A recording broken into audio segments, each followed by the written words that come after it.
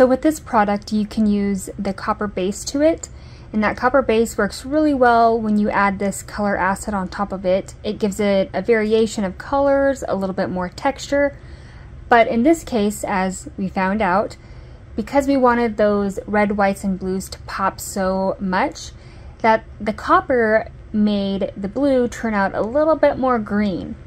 So I left this clip in here as an example, but I do go back, as you'll see coming up, I do go back and I grind it back down to its silver metal finish and redo the blue acid staining on there, and it looks a lot better.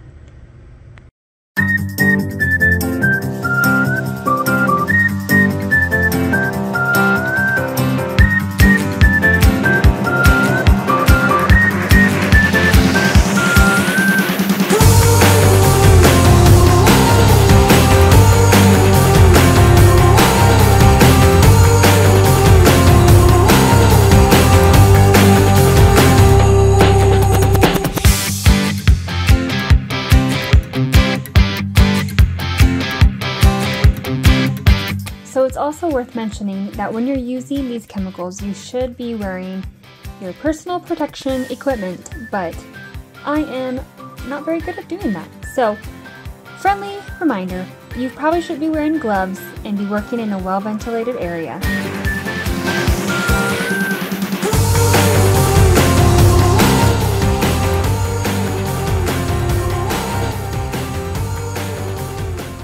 Now, something to keep in mind here with these colored metal dyes is that even if one of your colors have dried and you paint a new color right next to it, it will reactivate the already dried color, causing you to get a new color in the combination of the two.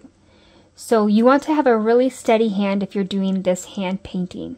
If you don't feel you have a steady enough hand for this, you can always paint one of your colors and then do a clear coat and then paint the next color.